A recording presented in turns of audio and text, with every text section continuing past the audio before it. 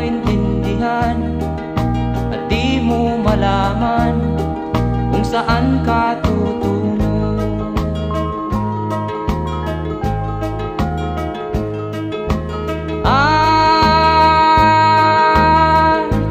Kung nakamit mo na ang pangarap,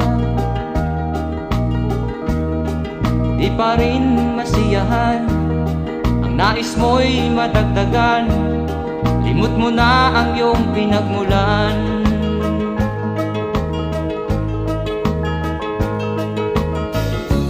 Bakit nga ba ganito? Ang tao'y walang kasiyahan.